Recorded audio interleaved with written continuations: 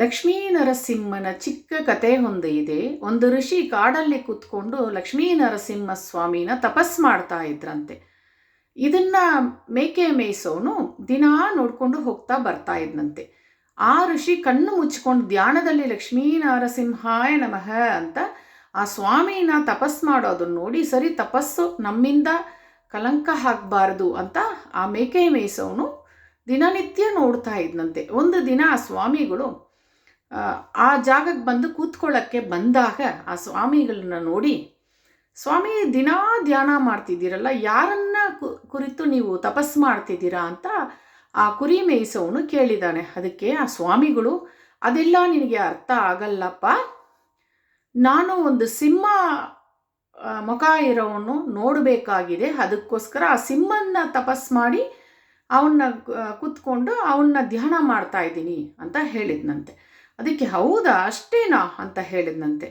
ನಿನ್ನಿಂದ ಆಗುತ್ತಾ, ಆ ಸಿಂಹನ್ನ ಕರ್ಕೊಂಬ ನೋಡೋಣ, ಅಷ್ಟೇನಾ ಅಂತ ನಗ್ತಾ ಇದೆಯಲ್ಲಪ್ಪ ನೀನು ಅಂತ ಆ ಋಷಿಗಳು ಆ ಮೇಕೆ ಕುರಿ ಮೇಯಿಸೋವನ್ನ ನೋಡಿ ಕೇಳಿದ್ದಾರೆ.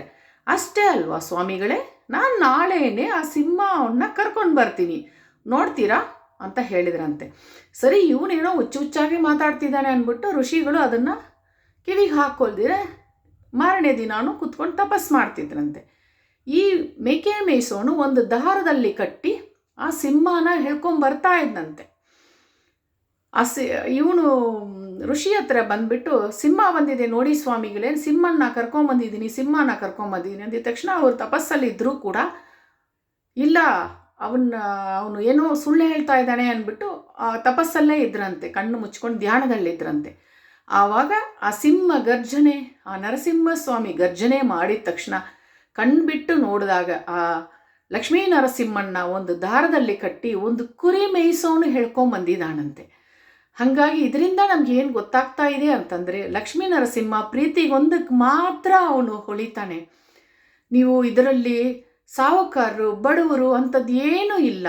ಆ ತಂದೆಗೆ, ಆ ಲಕ್ಷ್ಮೀ ತಾಯಿಗೆ ಪ್ರೀತಿಯಿಂದ ಹರಿ ಓಂ ಲಕ್ಷ್ಮೀ ನರಸಿಂಹಾಯ ನಮಃ ಅಂತ ನೀವು ಹೇಳಿದರೆ ಸಾಕು, ನಿಮಗೆಲ್ಲ ಒಳ್ಳೇದು ಮಾಡ್ತಾನೆ. Thank you friends.